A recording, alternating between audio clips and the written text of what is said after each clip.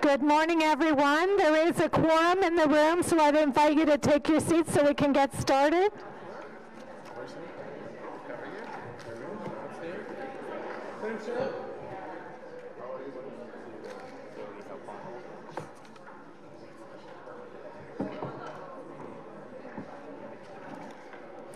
Good morning and welcome to the Community and Protective Services Committee for Thursday, February 22nd. We'll start with declarations of interest.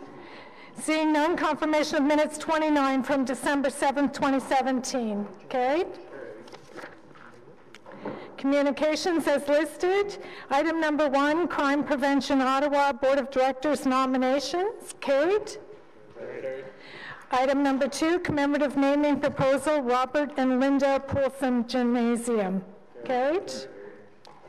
Item number 3, status update, Community and Protective Services Committee inquiries and motions for the period ending February 15, 2018. Received.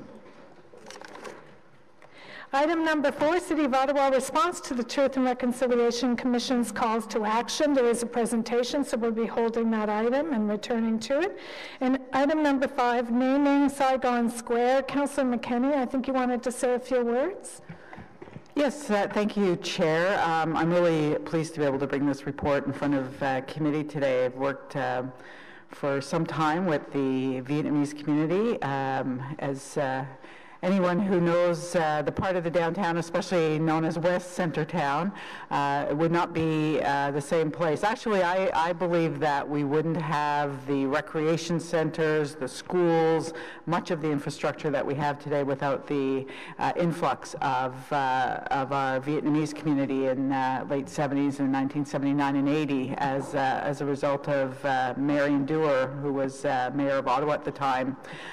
Opening up the doors to the city. So today we've got that part of what we refer to as West Centertown is thriving. It's diversified, but you can't walk down Somerset without noticing the impact of the Vietnamese community beyond just all of the faux restaurants, which are I welcome anyone to come out and sample any of those restaurants, but certainly Plant Pool, Recreation Center, our schools, just so much of what's there is as a result of the influx of many new immigrants to the downtown, Italian, Chinese, Vietnamese, Korean, so this report it will recognize just that southwest corner of Somerset and Preston as Saigon Square, and worked, like I say, with the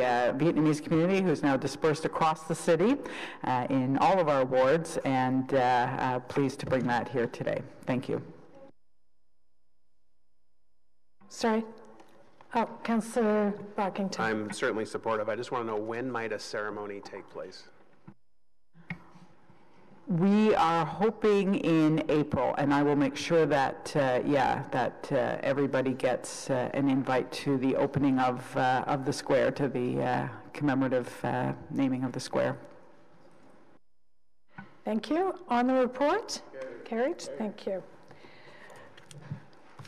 Okay, so we're turning then to item number 4, which is the City of Ottawa's response to the Truth and Reconciliation calls to action. I just wanted to start by saying a few words.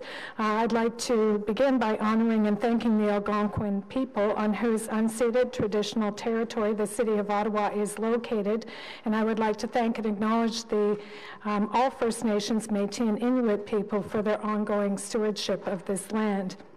As we, this committee, this city, and this community work to breathe life into the Truth and Reconciliation Commission's calls to action, it's important to take every opportunity to come together and truly listen to each other so we can work towards reconciliation. This report represents a pathway for us to continue on our shared journey to reconciliation. The proposed Reconciliation Action Plan includes 14 actions that respond to the Truth and Reconciliation Commission's call calls to actions and principles. One of the actions included in the proposed Reconciliation Action Plan is the Reconciliation Tour Project.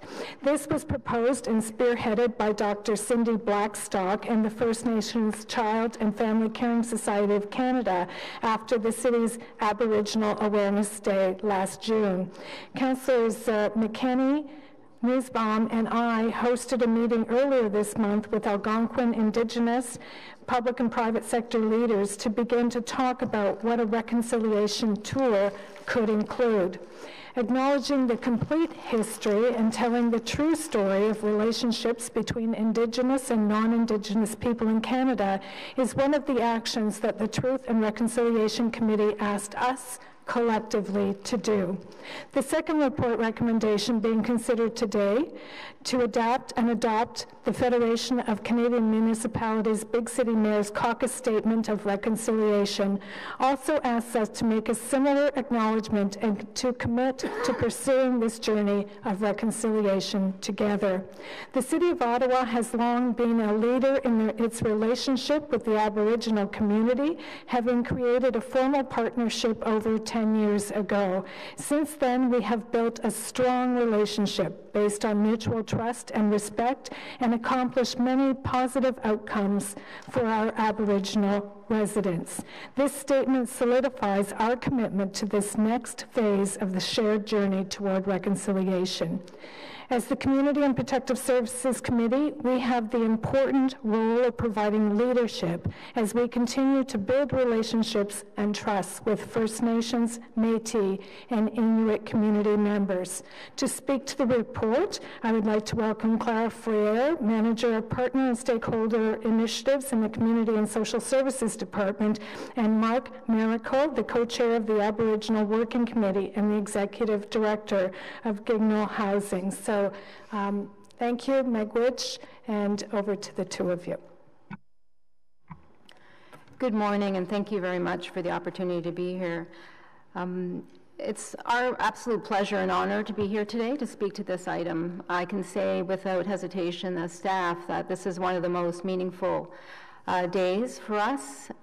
This is marks a huge milestone in our joint journey towards reconciliation and is a real reflection of the work that we've done in collaboration with Métis, Inuit, and First Nations people here in Ottawa and with the First Nations of the Algonquin First Nations as well.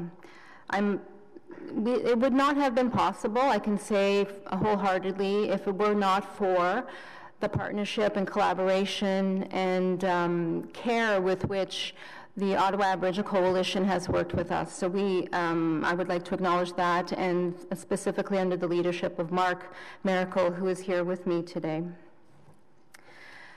The Aboriginal Working Committee has also worked very hard, and that is a committee that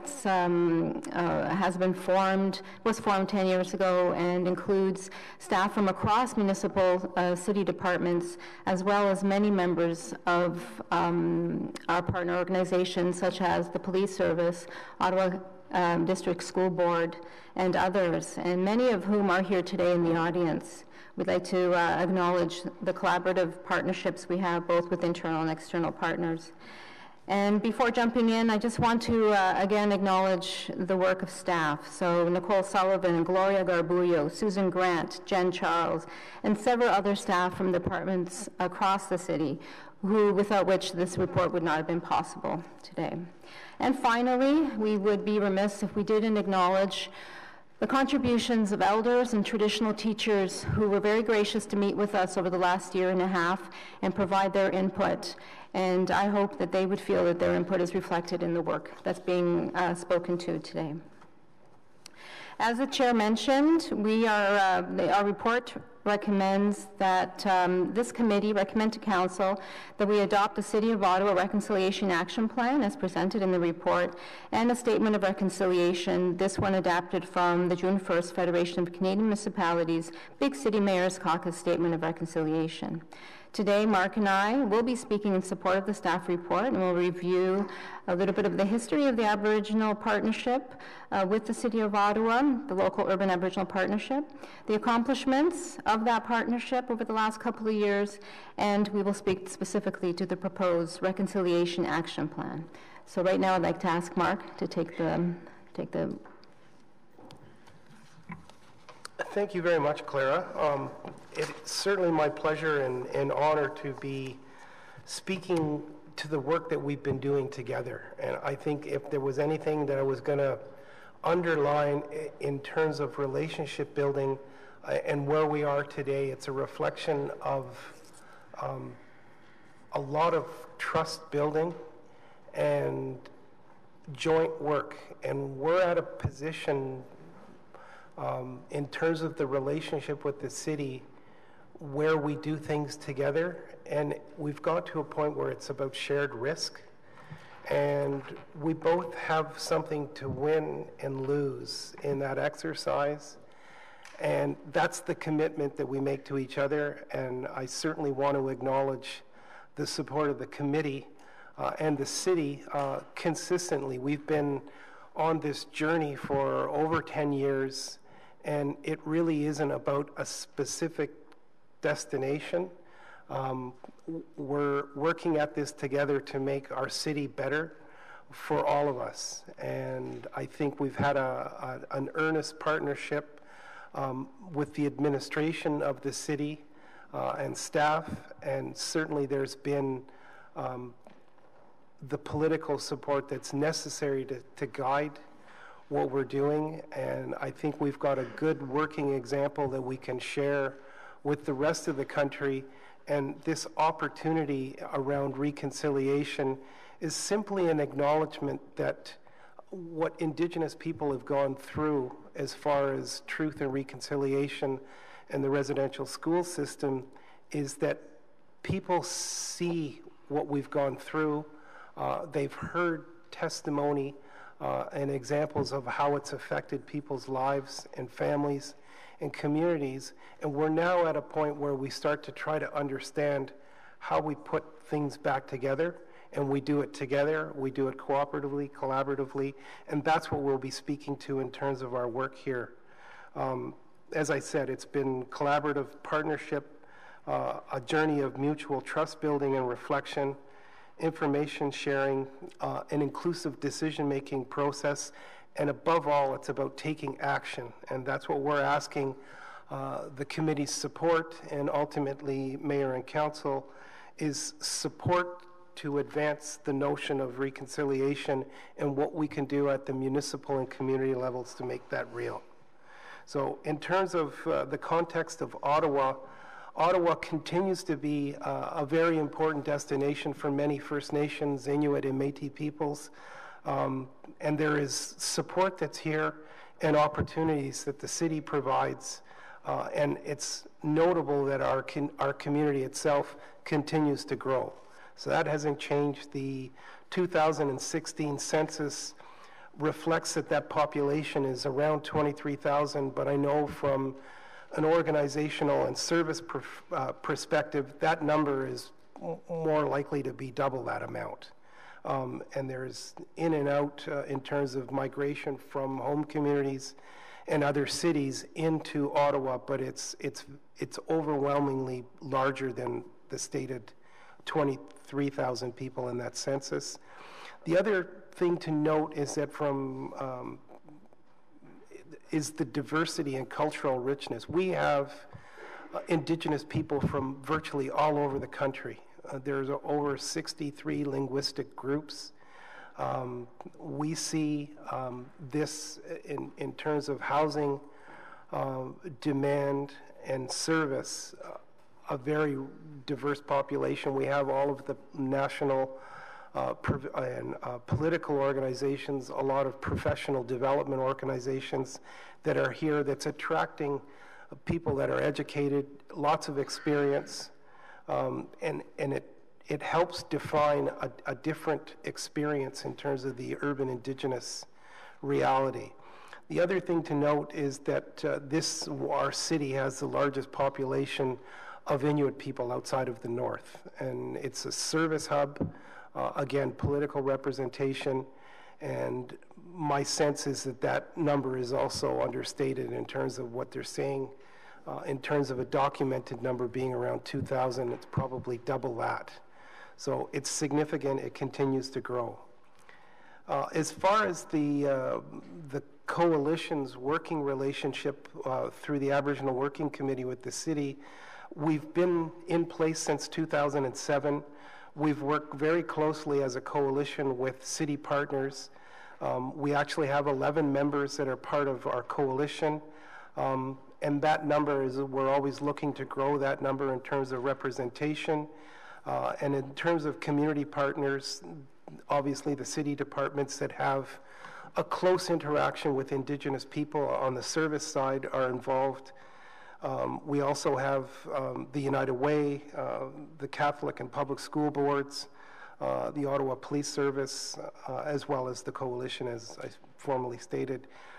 We've worked together to take practical action and to focus on service delivery, to enrich cultural initiatives and build knowledge and awareness about Indigenous history and our cultures. And I'm extremely proud of how we've grown together over the past 10.5 years, and that it's focused on outcomes. And it's really the relationship that was set. We went on a journey right from the beginning when we established the coalition in 2001.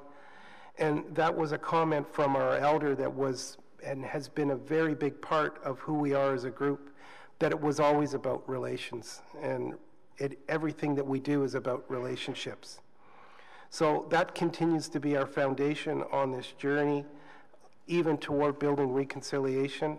And some of the examples that we have in terms of accomplishments is that over 350 city staff and partners have attended the last 2 years of our Aboriginal Awareness Day that's held close to National Indigenous Day on June 21st. We've focused over the last 3 years specifically on the residential school experience.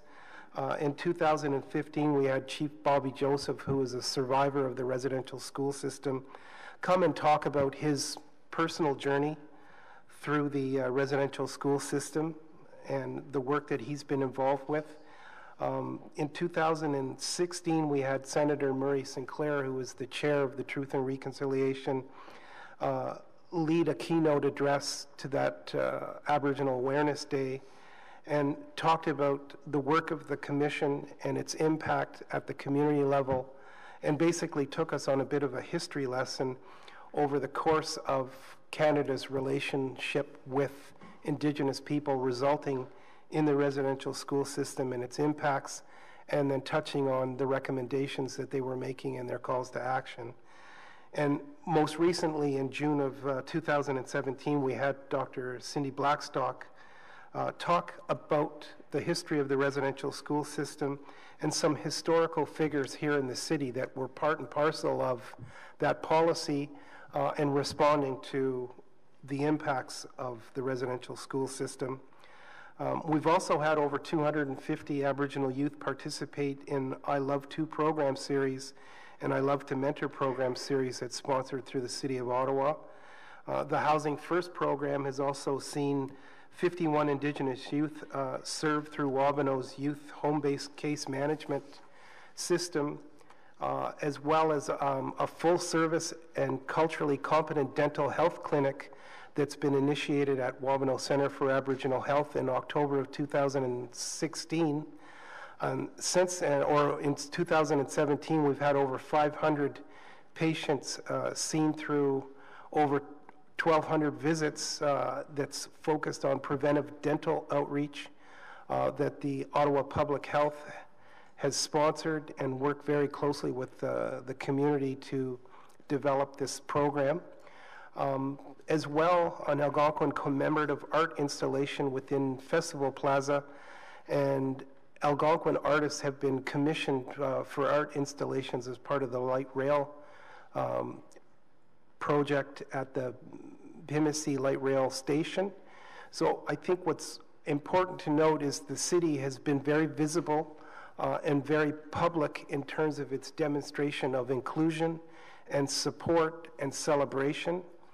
And that, again, in and of itself is contributing to reconciliation and better awareness and better education about our interaction within the community. There are also a number of other highlights that the working of our working group in the last 2 years have taken, and that's attached as part of document 2 in the committee report.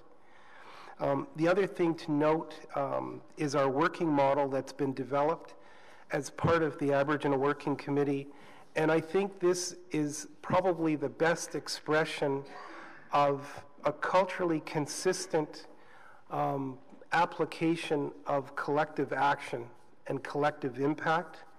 And we really have focused our efforts on developing a common agenda through our working relationship, that our work is focused on reinforcing and aligning our activities so that it does have impact, that we have a continuous communication process in place where we're getting regular feedback from the partnership and from the community. And the one thing that the model best expresses is, to me, is that we're focusing on 4 very specific areas, that being education, health, housing, and employment. And they're all areas that we can measure progress. So there is an intention that we have a model that's about shared measurement and focused on outcomes.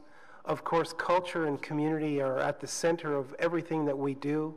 The notion is that as we have better education, better housing, better health, stronger participation in the labor market, that it all contributes to community well-being.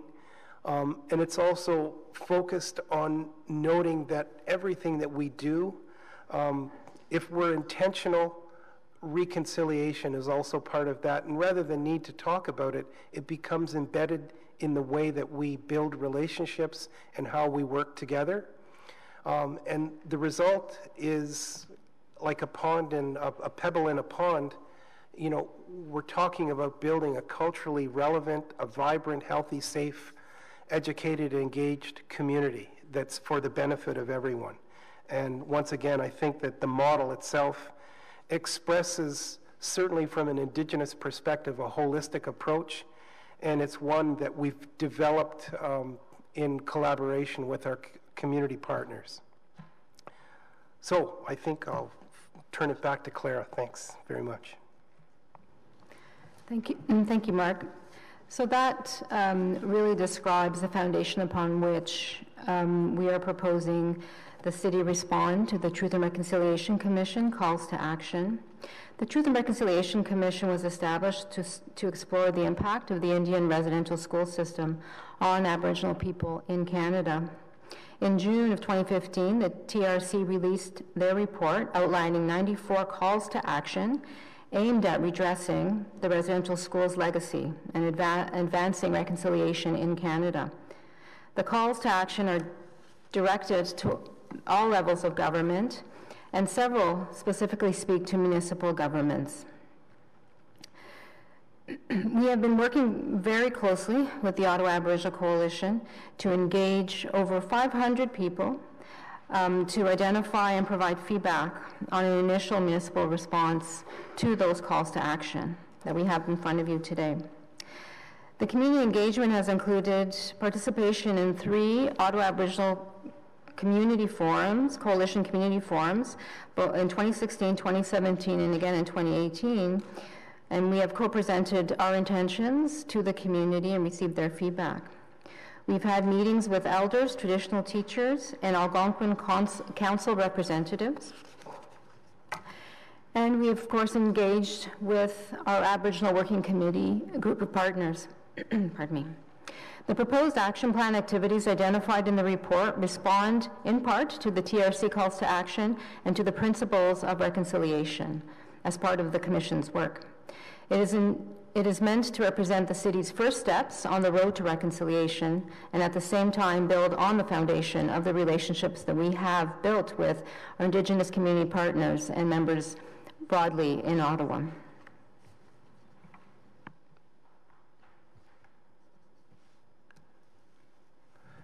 So with respect to the Statement of Reconciliation, in our discussions with our elders and traditional teachers, as well as the broader Indigenous community, it was made clear that the city's response to the Truth and Reconciliation and the calls to action must demonstrate leadership and action. And the first step is the adoption of a council statement of commitment to reconciliation. And again, it's consistent with what we've put forward as an agenda of action, that it's reinforcing, that there's alignment, that it's an intentional progression of the relationship. The statement acknowledges the legacy of the residential schools. It recognizes the significance of the undertaking of the Truth and Reconciliation Commission, and it commits to working with the Aboriginal community to ensure our voice and our needs are being addressed and included in what we are as a city. The adoption of the statement is also important in that it takes immediate action. It solidifies the commitment to this next phase of a shared journey toward that reconciliation. It reaffirms a common understanding, a mutual recognition and respect between the city and our community, and it reinforces for all residents the values and principles that the city embodies. The proposed Reconciliation Action Plan reflects and builds on the spirit and intent of the TRC calls to action and the principles of reconciliation. It builds on the input received from elders and traditional teachers and the Algonquin communities. It builds on municipal work and accomplishments achieved through the Aboriginal Working Committee, and it builds on the actions undertaken by other municipalities across Canada, which were also explored. The report recommends 14 actions that have been identified over the past year, many of which are already underway. 2/3 of initiatives are already underway, and 1/3 are at the beginning. 3 initiatives have also been identified for future consideration and exploration in partnership with the Indigenous community partners, senior management, and political leaders. These include an Ottawa-specific council statement on reconciliation, commitment to reconciliation, an annual dialogue or meeting between municipal elected officials, leaders, and Indigenous elders, including Algonquin First Nations, and renaming of highly visible dedicated spaces at Ottawa City Hall and other municipal buildings. Moving forward, the Aboriginal Working Committee will inform the implementation of the Reconciliation Action Plan. It is our intention to report back to Council by the end of 2019 with an update on the Reconciliation Action Plan, which may include new recommended actions for consideration by Council. Just in closing, I'd also like to acknowledge the support that this committee, and certainly through Councillor Deans and other councillors that have attended meetings that we've convened, and most importantly, community forums that we try to do twice a year. That's an engagement with the community that's focused on providing an update on our activities. But it's also about celebrating accomplishment and achievement. And we make a big effort to make sure that we acknowledge people in the community for their contributions. And we couldn't do that in a public setting like we do at City Hall without the support of the city. So thank you very much for your ongoing support. It's been consistent, it's been a constant, and in terms of, from an economic or a market point of view, you guys have been very predictable, and that creates stability. And I think that's incredibly important because the community sees that, and we do it together, and I certainly want to acknowledge that partnership, so thank you. Thank you both for the presentation, and we certainly acknowledge the partnership too. It's been a great working relationship, and I think together we're leaders, and we all feel good about the journey that we're on together. We have some questions, starting with Councillor Fleury. Merci, Madame la Présidente. Thank you for the presentation. We know the work that the coalition does with the city on a regular basis, but it's good to see it on the committee floor and kind of see a good landing point, a good foundation of the work that is ongoing and some of the goals for the future. I'd like to refer to the diagram. I know it was one of the slides. I think it's diagram number 1.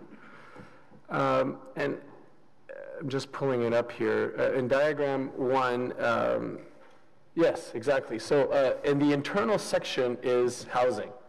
And Mark, I know that Gignall Housing, your organization, and certainly I know you wear multiple hats, but does great work, and we have other housing providers at the table. I'd like to hear from you, like I'm not seeing specific housing goals, and I know that for the community there are specific housing needs that, you know, for example, you and I have talked about over the years. I'd love to hear, and I don't know if Clara's best position or you to speak to how come there's not more specific housing goals if it is in the table of some of the discussions at the table.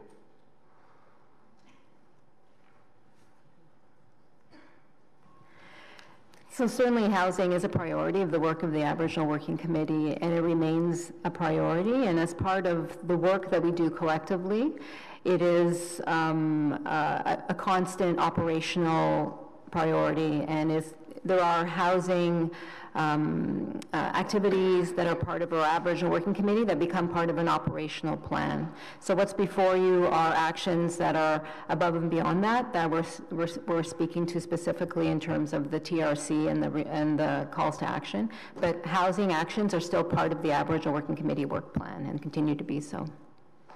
Okay, that's good to hear. I'd love for us to set maybe as future goals a little more ambitious targets, because I'll give the example of Shepherds of Good Hope, who are trying to work with us at the city in housing specifically, where they have 40% of the clients that they see are from Inuit community, and there's been challenges by the type of housing stock that's available for that specific community, which we're not able to respond, but at the same time, there are provincial and federal programs under the urban Aboriginal strategies that we can't seem to unlock. So I know that there's great work, there's good initiatives. This is a very important report, and I certainly support all the great work, but I also think it's important to be constructive, and in that context, for me, we have to assist and lead with the partners, the discussions with our provincial and federal partners, specifically on the urban Aboriginal strategies that both governments have, because what I'm seeing is that I'm using the OCH examples where the community going through the traditional route of being as a top priority because you're homeless, then being housed, then for various situations not being able to stay housed and back on the registry back. So that there's something there that's not working, and we need to bring additional attention to it. So I don't know, Madam Chair, if as part of this report I could give direction to staff to entertain and work with the coalition to bring forward to both the provincial and federal strategies some initiatives that we can undertake in Ottawa in terms of housing. I think Ms. Burrell's going to answer that. So as you're aware, there's going to be a report coming forward on the 10-year housing and homelessness plan at next CPS. So as a component of that, we can certainly talk about the response to Indigenous people as part of that report back. Okay, perfect. Thank you. Councillor Fleury, Mr. Miracle. One of the things you don't see is the indicators that we've initially identified under each of those 4 categories. So on the notion of housing, there is a much bigger discussion that's happening provincially and federally around the national housing strategy, and there is an intention for the provincial government to develop a provincial Indigenous housing strategy. And we just recently had a meeting with representation from Indigenous, well, it's the Department of Indigenous Services Canada, specifically about the federal Indigenous housing strategy that up until last Monday, they were looking at creating what they were terming nation-to-nation housing relationships with the political organizations, but it didn't specifically address the urban concerns. The overwhelming majority of Indigenous people in this country are in urban areas, and in Ontario specifically, that number is over 85%. So it's significant. It is the driving demographic in terms of service consideration, and housing is such an important part of what we are as a community. So it's not lost or forgotten. And really the notion of homelessness is we have to do a better job in providing affordable housing to the community. And all of our representations have been focused on firstly protecting existing stock, dealing with the notion of affordability and the end of operating agreements that a majority of urban-based housing providers have an immediate crisis coming. It's emerging in a number of years. So we know we got to focus on new development, on increasing supply. And as I said, there is a working group that is hopefully resulting in a presentation to Cabinet at the provincial level before the break for the election process, confirming an intention to, there is a draft framework in place to confirm an Indigenous housing strategy with the full involvement of the urban and rural Indigenous housing providers that it most directly affects and our tenants. And there is an intention and an acknowledgement at the federal level that there needs to be a fourth stream in their consideration of an Indigenous housing strategy at the national level that includes urban, rural, and northern housing as part of that framework.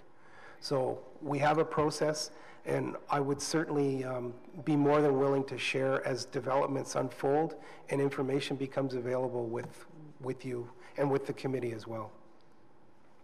Okay. Thank you, Councillor Fleury. Councillor Brockington. Thank you, Madam Chair, and thank you as well to you both for your presentation today and really for all the efforts of all the community partners who have contributed to the action plan. It's a long time coming, and I'm very pleased to see this here. A few questions. So does the action plan include all of the relevant municipal related recommendations from the Truth and Reconciliation Commission? Is there anything in that commission's report that is not being reflected in your action plan?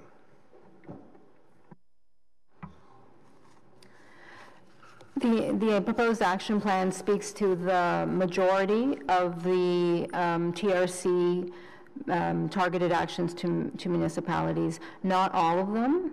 We are working on the ones that we feel we can actually achieve together. There are some that require further discussions with other levels of government.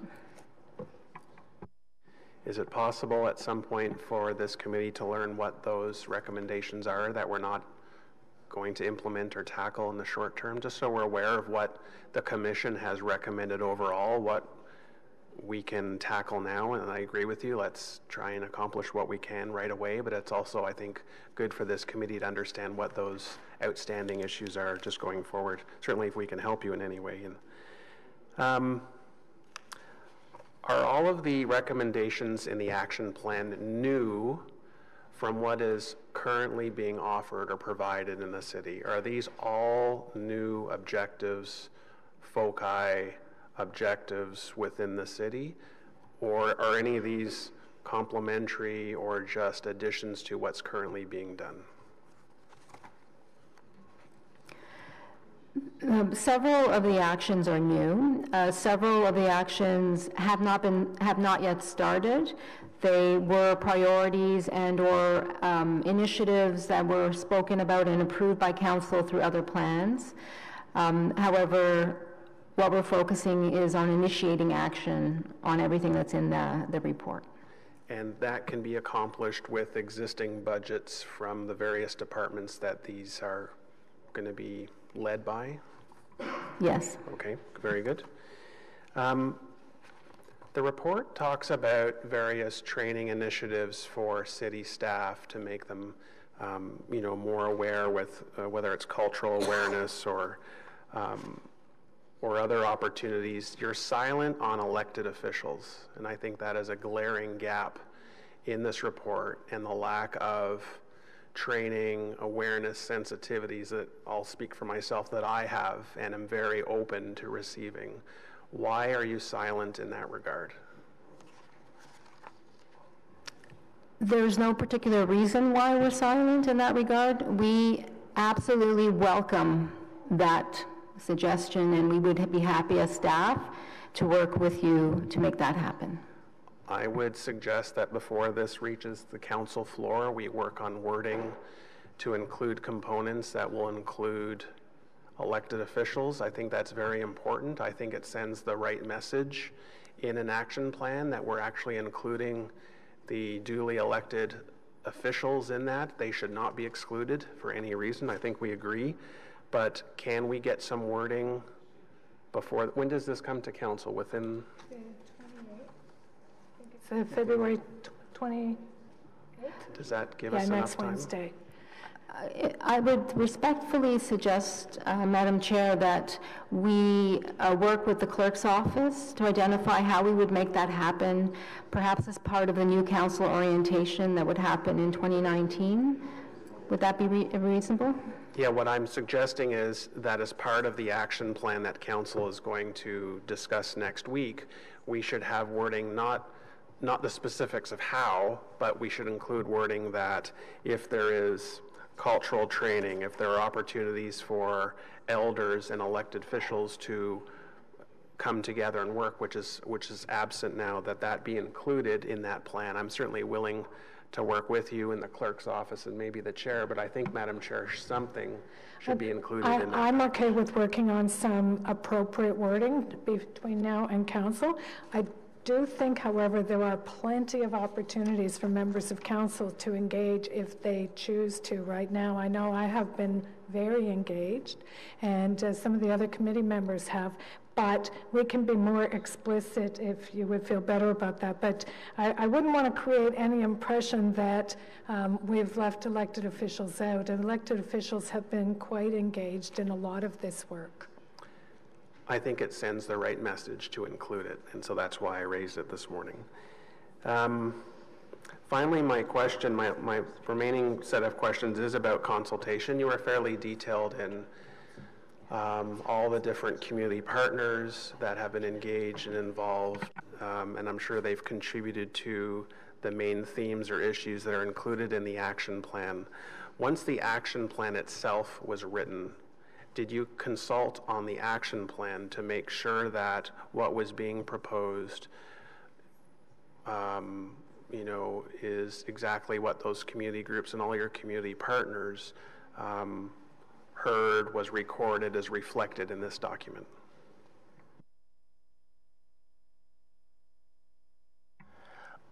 I think what's important in terms of the relationship is that everything that's been developed and expressed in the action plan has been vetted through the coalition for feedback, and we've presented that information as well notionally at our community forums. So there is an opportunity to update the community on what we're doing. We talk about what's being developed and worked on, and they have an opportunity to provide feedback and input in receiving that. So we actually get this is ratified through a community process and vetted through the coalition as well as the working group relationship. And just quickly to pick up on the previous point, again, the intention was never one about exclusion. There's been an open invitation, and I certainly welcome committee wanting to be more intentional and inclusive of the opportunity to receive more awareness and education training, and we're open to working through the partnership to make that available, absolutely. Great. Thank you very much again for your presentation. Thank you, Councillor Brockington. Councillor Nussbaum. Thank you, Chair, and thank you to staff for the presentation and for the report and action plan. I just had one question a little bit about governance. I absolutely think that your 12 specific actions make a lot of sense, and I wanted to offer an example of an action that might be of interest to the Aboriginal Working Group. It isn't on the agenda, and I'm wondering how one would advance issues that come up on an ad hoc basis. And the issue, which is kind of interesting, was as follows. A group of residents in my ward living on a street called Langevin Avenue approached me and asked whether or not the city would contemplate a street name change. And in doing the research, I think many people are aware that we had the Louis Hector Langevin block name changed on Wellington, and the City of Calgary changed the Langevin Bridge name to Reconciliation Bridge. And so I had no way of advancing that on my own, and I would hope that I could turn to the Aboriginal Working Group, because I think it would be important to have your views and the stamp of the group in any potential name change. And then, of course, the question would be, would it be fair to impose the cost of that name change on the residents themselves, or would that be something that the Aboriginal Working Group would recommend that the city absorb? And I'm sure that's just one example of maybe some other broader issues that could come up outside of the specific 12 actions. And so I guess my question is, is there the ability for these types of issues to be brought forward to the Aboriginal Working Group? If so, how would one do that? How often do you meet? I noticed that you're open in the next term of council for additional items, but I think there probably is a need for some nimbleness and some ability to get feedback and views from the working group on a shorter time frame basis. You just did. It's duly noted, and we will probably follow up formally with you and see how we can advance that. Great, thanks. Thank you very much, Councillor Nussbaum. Councillor Kakish. Thank you, Chair, and thanks, Mark and Claire, for the presentation. I just had a quick question on the employment aspect, and you talk about targets or goals to increase the number of Aboriginal employees in the City of Ottawa, and I'm just wondering if we have any information or stats on the current makeup of that at the city, what our targets are currently and what we're proposing to target in the future. I don't have the figures in front of me. I know that our Human Resources colleagues do have figures, and that could be shared with the committee after the meeting. Okay, that would be great. And I know in Donna Gray's shop, which I guess you're a part of, the diversity and inclusion, you're not? No? Yeah, close enough. But she's working on that HR, and I'm interested in that aspect. But you talk in the report about different sort of measures to reach out to those communities and let them know about those jobs and that employment. I'm just interested in knowing, I don't know if there's a preliminary framework about that, but how you would be targeting those individuals, because I suspect right now the percentage of Aboriginals that are employed with the city is fairly low. I don't know that for a fact, but I suspect that, or otherwise you probably would have had some more information on that in the report. So if you can talk about what exactly or some preliminary thoughts about how we would be targeting that outreach that you reference in the report.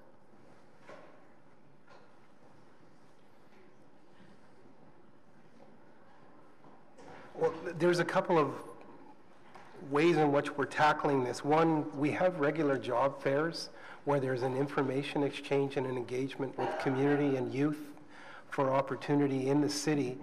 But I think one of the things that Donna Gray has been trying to advance, and we're working with Kajita Meekum, which is our employment training organization here in the city, as well as other members of the coalition, is to identify individuals at an earlier age that are interested in the opportunity to work with the city as a career.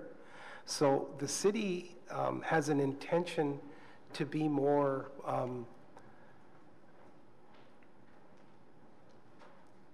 forthright in engaging with individuals and working with them to, it's not just a recruit, like a job fair, it's really about making sure that they've got all of the things in place that they need to pursue a career in the city. So if they need to tailor their courses in school to be, say, to go in to be a paramedic or a firefighter, that the requirements that the job entails, and the city is looking at areas where there's growth and need for employment, and we're going to try to connect community members more deliberately, and then work with them and city officials or staff to get them to this and be employable. The city already has an excellent summer employment program and leadership program, and we want to build on that. And the best way to do that is at least through the community, through the coalition members and our community organizations, is to identify people. So I mean, I've got through Gignal Housing, we've got roughly 450 tenants that have education and experience and skill sets or interest in pursuing something. We need to make sure that we identify them and that they have something broader that they can feed into. And you know, the other 10 members of the coalition, we can emulate the same thing, whether from a woman's perspective, from a health perspective, but there's broader community engagement, intentional to lead to employment. So we've got a good partnership and a stronger commitment to explore how we actually do that together. And just curious, from talking to folks in your communities, your sense that some of them, or a good number of them, are applying unsuccessfully, or is it more the skill set issue that you referenced, or a bit of both?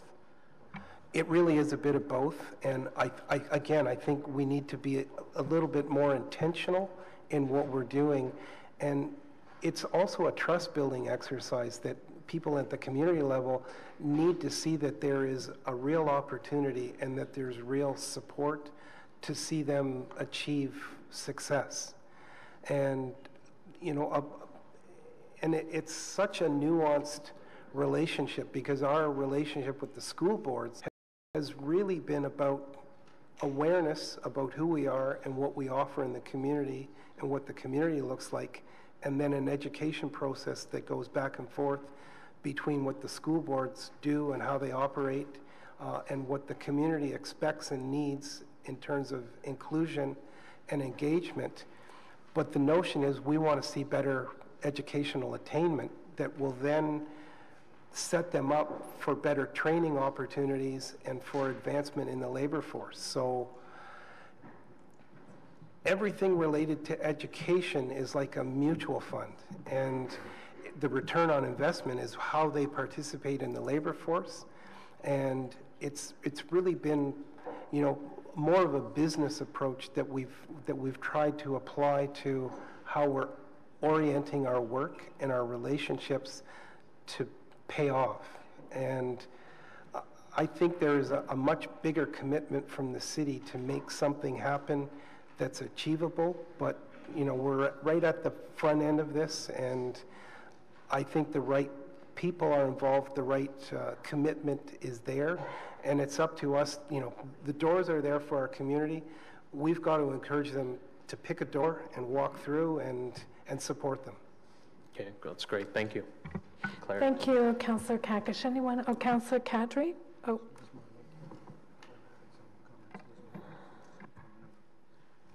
Liz Marland from Human Resources has just come to the table, may be able to answer the councillor's question. Okay. With respect to the representation of the Aboriginals of the city, it's currently 1.5%, and we have the goal of raising that to 2% during 2018. And just with respect to the recruitment and outreach, we're currently embarking on a formalized recruitment and outreach in 2018, and really that will involve a working, building relationship with the Aboriginal community to really understand the barriers and the challenges with respect to employment. At the end of May, we're actually holding our first City of Ottawa-wide career fair, where we'll be partnering with various members of the community, including the Aboriginal community, and we really with the goal of showcasing our city opportunities, as well as really understanding the employment barriers. Okay, thank you, Councillor Kadri.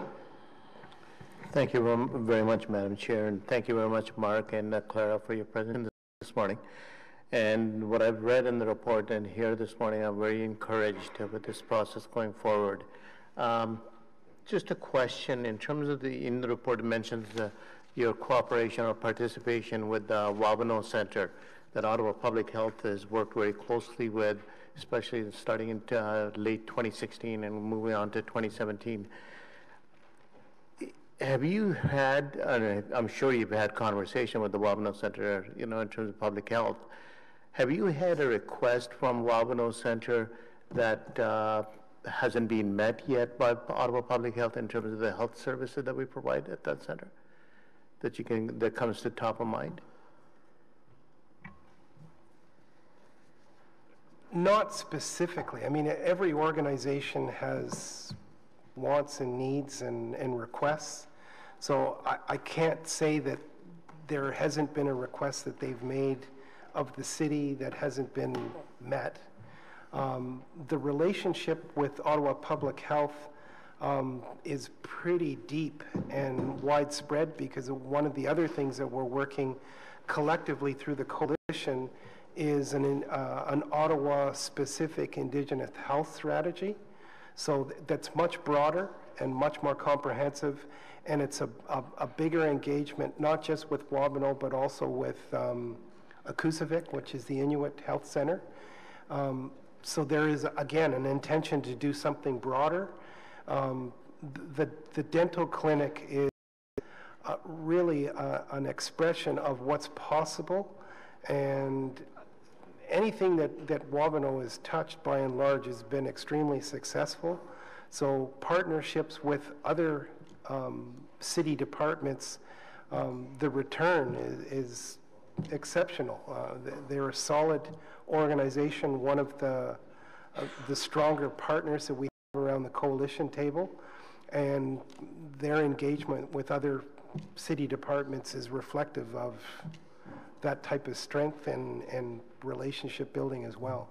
So I can't say that there's anything that's not been met explicitly. All right, thank you very much, Mark, for that. And again, coming back to the relationship factor that you continue to talk about, I think in terms of the partnership between the city departments and the private partners or public partners out in the community is a key. And the relationships that you're building through this process, I think, is an everlasting relationship. I know, talking to the staff at Public Health, they're committed to this partnership, at least, working with Wabano, for example. And I want to thank you and your team for all of your work progressing that conversation and that relationship. So thanks very much. Thank you, Madam Chair. Thank you very much, Councillor Kadri. Anyone else? So carried on the report recommendations? Carried, and thank you, Mr. Miracle, for being here, and thank you, Clara, as well. Okay, so moving on then.